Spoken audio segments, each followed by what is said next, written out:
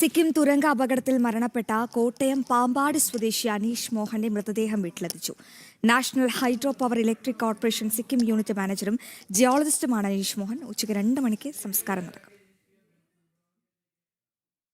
ദുഃഖാർദ്രമായി നാട് അനീഷ് മോഹന് വിട ചൊല്ലുകയാണ്. അദ്ദേഹത്തിന് അന്തിമോപചാരം അർപ്പിക്കാൻ വേണ്ടി നാട്ടുകാരും ബന്ധുക്കളും എല്ലാം അടങ്ങുന്ന വലിയൊരു ആളുകൾ ഈ വീട്ടിലേക്ക് എത്തുന്നു. രാവിലെ 10:30 മൃതദേഹം പാമ്പാടിയിലെ വീട്ടിലെത്തിച്ചു. ഇന്ന് രാവിലെ 7 മണിയോടെ നെടുമ്പാശ്ശേരി വിമാനത്താവളത്തിൽ എത്തിച്ച മൃതദേഹം പ്രത്യേക ആംബുലൻസിലാണ് അവിടെ നിന്നും വീട്ടിലേക്ക് എത്തിച്ചത്. അദ്ദേഹത്തിൻ്റെ ബന്ധുക്കൾ, ഭാര്യ സംഗീത, സഹോദരൻ ഉൾപ്പെടെയുള്ള ബന്ധുക്കൾ സിക്കിമിലേക്ക് എത്തിയിരുന്നു. സിക്കിമിൽ നിന്നും അവർ മൃതദേഹത്തെ അനുഗമിച്ചുകൊണ്ട് വീട് വരെ ഒപ്പം അനുഗമിച്ച് എത്തി.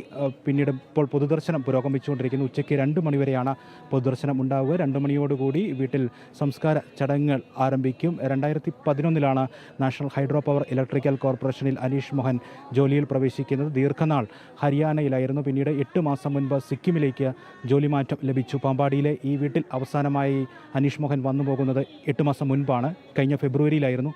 കുഞ്ഞിൻ്റെ 28 കെട്ടുമായി ബന്ധപ്പെട്ടായിരുന്നു അനീഷ് മോഹൻ അവസാനമായി പാമ്പാടിയിലെ വീട്ടിലേക്ക് എത്തിയത്. ഫെബ്രുവരിയിൽ 28 കുഞ്ഞിൻ്റെ 28 കഴിഞ്ഞ് പിന്നീട് സിക്കിമിലേക്ക് പോകുന്നു. പിന്നീട് ഇവിടേക്ക് എത്തുന്നത് അനീഷിൻ്റെ ചേതനയേറ്റ ശരീരമാണ് എന്നുള്ളതാണ് നാട്ടുകാർക്കും ബന്ധുക്കാരുമെല്ലാം വളരെ ദുഃഖാർദ്രമായി ഓർത്തെടുക്കുന്ന അദ്ദേഹത്തെപ്പറ്റി പറയുമ്പോൾ ഏറ്റവും വികാരധീരനായി നാട്ടുകാരും ബന്ധുക്കളെല്ലാം മാറുന്ന ഒരു കാര്യം എന്നുള്ളതാണ്.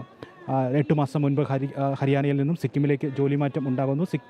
ഹരിയാനയിൽ ഭാര്യയോടും കുഞ്ഞിനോടുമൊക്കെ ഒപ്പം കുടുംബത്തോടൊപ്പമായിരുന്നു അദ്ദേഹം താമസം. പിന്നീട് സിക്കിമിലേക്ക് ജോലി മാറ്റം ലഭിച്ചപ്പോൾ അദ്ദേഹം ഒറ്റയ്ക്ക് അവിടെ ജോലിയിൽ തുടരുകയും താമസമാക്കുകയും കുടുംബം ഇവിടെ നാട്ടിൽ താമസം മാറ്റുകയും ഒക്കെ ചെയ്യുകയായിരുന്നു.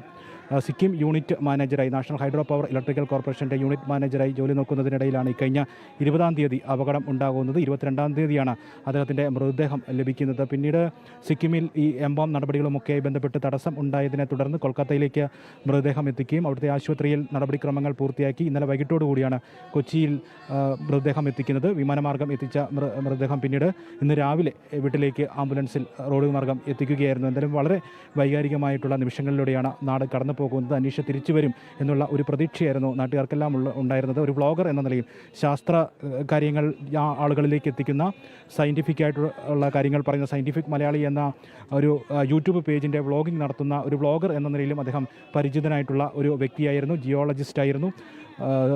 നാഷണൽ ഹൈഡ്രോ പവർ ഇലക്ട്രിക്കൽ കോർപ്പറേഷനിലെ പ്രധാനപ്പെട്ട ഉദ്യോഗസ്ഥൻ, സീനിയർ മാനേജറായി ജോലി ചെയ്യുകയായിരുന്നു. വളരെ വൈകാരികമായി തന്നെ നാട് ഈ നിമിഷങ്ങളിലൂടെ മുന്നോട്ട് പോവുകയാണ്. ക്യാമറമാൻ ഹരികൃഷ്ണൻ ഹരിപ്പാടിനൊപ്പം മിഥുൻ മുരളി, ജനം, കോട്ടയം.